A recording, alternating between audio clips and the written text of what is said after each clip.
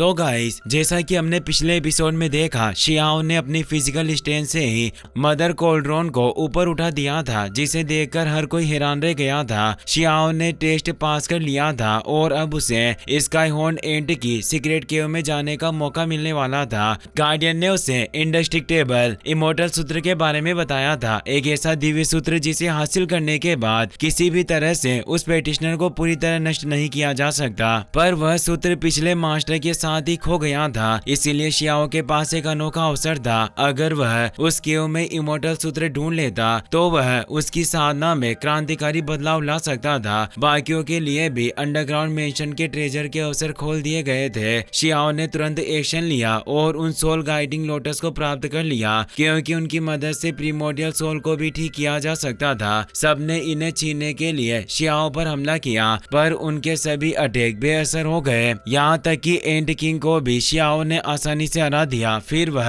उसके साथ केव में गया, पर वहाँ उसे इमोर्टल सूत्र नहीं मिला। तभी एंट किंग ने सीक्रेट एंट रियल्म का पोर्टल खोला। वहाँ पिछले एंट किंग की लाश पड़ी हुई थी। जब एंट किंग को पता चला कि उसके पूरे परिवार को मिटाने वाले फॉरेन वर्ल्ड के लोग वापस आ रहे हैं, तो उसने अपनी कल्टिवेशन में तेजी लाई, जिससे वहाँ स्काई हॉर्न एंट एंसेस्टर प्रकट हो गए। वे समय की अनंत नदी को देखने वाली दृष्टि रखते थे, इसीलिए उन्होंने शियाओ के भविष्य की एक झलक देख ली थी। अब हमें पास्ट का सीन दिखाया जाता है, उस भयानक एशियन एरा के युद्ध का दृश्य। हेवनली एंट के लीडर को एक भयंकर ट्रेजेडी का सामना करना पड़ा था। उनके पूरे परिवार ने अवर्णनीय कष्ट सहे, उनके सारे बच्चे मारे गए और कुछ को तो ब्लड फिनिक्स लाइन ने निगल लिया था। उनका अंतिम युद्ध इतिहास में लेजेंडरी माना जाता है। उन्होंने अकेले अनगिनत शत्रुओं से लड़ाई की। उनकी अद्भुत शक्ति के बावजूद नेदरवर्ल्ड के कई दुष्ट योद्धाओं ने उन पर घात लगाकर हमला किया। एक ने अपनी गसोट से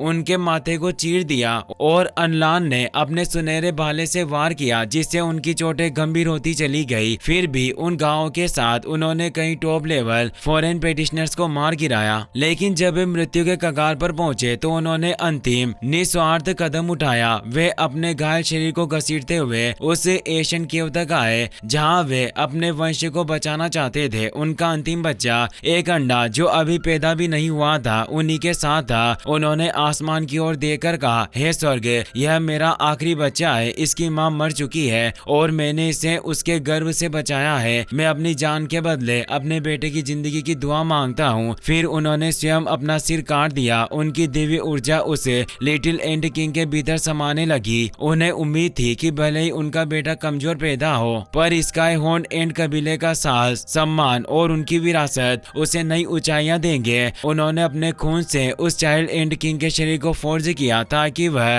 अप्रतिम शक्ति का धनी बने और समय आने पर अपनी इनहेरिटेंस अनलॉक करके इंडिस्ट्रक्टेबल इमोर्टल सूत्र को खो सके। अब जो शियाओ के सामने खड़ा था वह ओल्ड हेवनली एंट का ह्यूमन फॉर्म अवशेष था। वह कहता है, मरने से पहले मैंने अपने बेटे के हजारों साल आगे के भविष्य तक को देख लिया था। मैं सिर्फ एक बार उसे फिर देखना चाहता था, इसीलिए अपनी आत्मा का यह अंश सुरक्षित रखा। उसने शियाओ के भविष्य को भी देखा था और महसूस किया कि शियाओ एक कठिन पर महान रास्ते पर जाने वाला है। वह बोला, मैंने तुम्हारा भविष्य देखा है, इसीलिए मैं तुम्हें मेरे रेस्ट्रिक्टेड एरिया में आने की सजा नहीं दूंगा। शियाओ ने पूछा, क्या आप स्काई हॉर्न एंट सीनियर हैं? आपने आखिर देखा क्या है? और तभी वह अपनी आदत शियाओ को दिखाने लगता है। एक तीखी ऊर्जा शियाओ के माथे पर लगती है और वह खुद को स्काई हॉर्न एंट की आदतों से जुड़ा हुआ महसूस करता है। वह सब कुछ अपनी आंखों से देख सकता है, क्योंकि सीनियर उसे उस भयावह भविष्य के बारे में एक सुराग देना चाहते थे।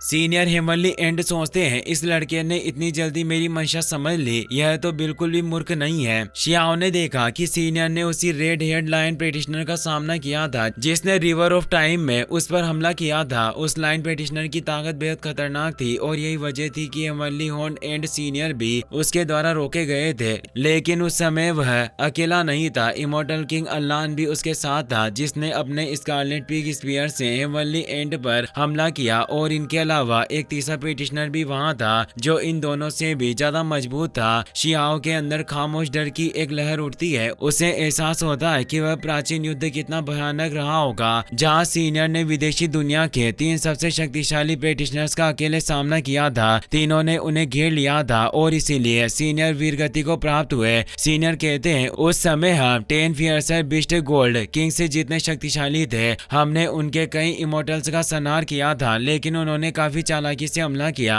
आज की सभ्यताएं उस विदेशी दुनिया की ताकत भूल चुकी है, पर वे तीनों पेटिशनर जिनसे मैंने सामना किया था आज भी जिंदा है और पहले से अधिक शक्तिशाली। वे फिर लौटेंगे और युद्ध फिर से शुरू होगा। वह आगे कहते हैं उनमें से सबसे भयानक वह भाला चलाने वाला अल्लान है। उसने सिर्फ एक बार में 9 हेवन और 10 रियल्म के अनगिनत पेटिशनर्स को मिटा दिया था। अरबों लोग उसके एक हमले से मर गए। सीनियर की आंखों में समय की गहराई झलकती है और मैंने भविष्य देखा जहां हुआंग तुम मेरे बेटे के साथ उनके खिलाफ खूनी युद्ध लड़ोगे। तुम अल्टीमेट रियल्म की खोज करते दिखे। तुम्हारी प्यास सबसे स्ट्रॉन्ग बनने की तुम्हें उन सबसे आगे ले जाएगी। तुम्हारे अंदर वही साहस है जो कभी मेरे अंदर था, इसीलिए आज मैं तुम्हें चेतावनी देता हूँ। शियाओ पूछता है सीनियर इस आने वाले युद्ध का परिणाम क्या होगा? सीनियर गंभीर स्वर में बोलते हैं भाग्य की भविष्यवाणी करना आसान नहीं, क्योंकि तुम्हारा सिर्फ एक कदम पूरा भाग्य बदल सकता है। अब मैं तुम्हें वह डिजास्टर दिखाता हूँ जिसका सामना तुम्हें अकेले करना होगा, जो एशियन बैटल से भी अधिक महान और विनाशकारी होगा।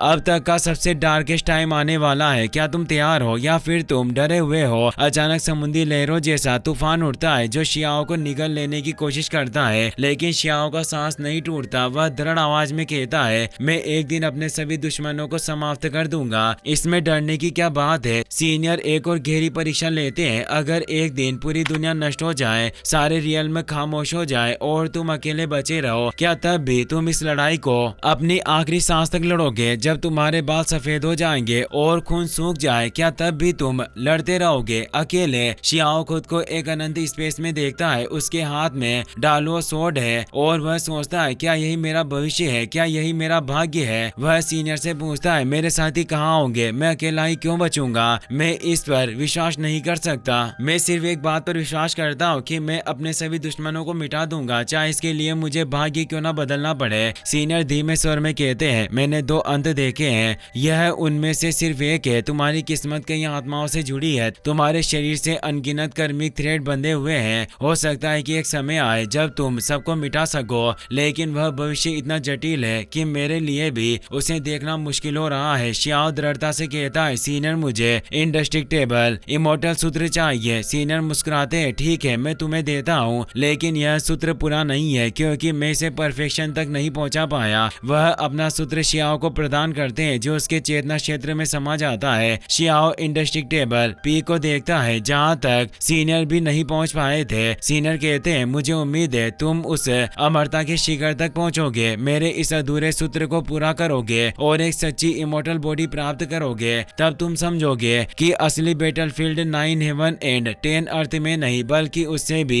अधिक विशाल और अकल्पनीय अस्तित्व में है। अब हमें परजेंट का सीन दिखाया जाता है। लिटिल एंड किंग गुस्से से भर चुका था। उसने अपनी पावर कई गुना बढ़ा ली थी और अब वह शियाओ से बदला लेना चाहता था और शियाओ की प्रीमोडियल सोल को परखना चाहता था। वह लगातार कई पंचेस के साथ हमला करता है, पर शियाओ उसकी हर वार से बचता हुआ आगे बढ़ता जाता है। लिटिल एंड किंग अपनी ट्रू हेवनली फॉर्म में था। शियाओ को नुकसान नहीं पहुंचा पाता, इससे उसका गुस्सा और भड़क उठता है। वह अपनी आई पावर से शियाओ की प्रीमोडियल सोल पर भयंकर हमला करता है जिससे धरती तक टूटने लगती है, लेकिन शियाओ उन सभी हमलों से भी आसानी से बच निकलता है और अब वह प्रीमोडियल सोल धीरे धीरे शियाओ की फिजिकल बॉडी के पास आती है और उसमें समा जाती है। शियाओ की आंखें खुलती है, वह जाग चुका है। वह अपनी टेक्निक को एक्टिवेट करता है और हल्की मुस्कान के साथ कहता है लिटिल एंड किंग तुम्हारी बॉडी भले ही छोटी हो लेकिन तुम्हारा गुस्सा वाकई बहुत बड़ा है। शियाओ तुरंत अपना प्रोटेक्शन एक्टिवेट कर लेता है। लिटिल एंड किंग भी पीछे हटने वाला नहीं था। उसने अपनी पूरी ताकत झोंक दी। पूरा इलाका कांप उठा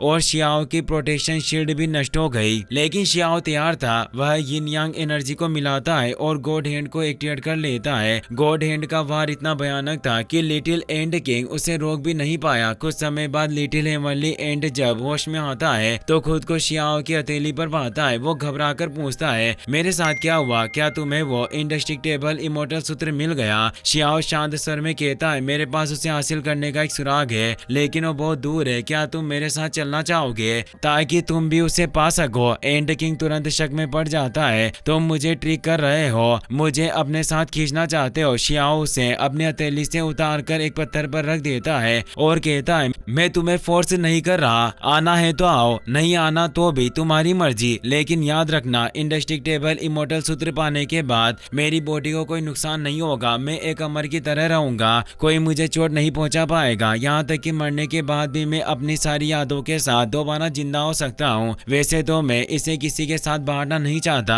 पर तुम्हारे पिता की वजह से तुम्हें एक मौका दे रहा हूँ। इतना सुनते ही एंड किंग बेचैन होकर तेजी से उसके पास भागता है। इंडेस्ट्रिक्टेबल इमोर्टल सूत्र मेरे परिवार की विरासत है, मैं भी उसे प्राप्त करूंगा, तुम अकेले इसे हासिल नहीं कर सकते, इसीलिए मैं भी तुम्हारे साथ चलूंगा। शियाओ मुस्कुरा देता है, उसकी ट्रिक काम कर चुकी थी। एंड किंग आगे कहता है, तुम्हारे साथ चलूंगा तो कम से कम देख तो पाऊंगा कि इस एरा में आखिर चल क्या रहा है। और इसी के साथ यह एपिसोड यहीं खत्म होता है। अगर वीडियो पसंद आई हो तो अपने दोस्तों के साथ शेयर करना और इस चैनल को सब्सक्राइब और लाइक करने के लिए आपका तहे दिल से शुक्रिया। Thanks for watching.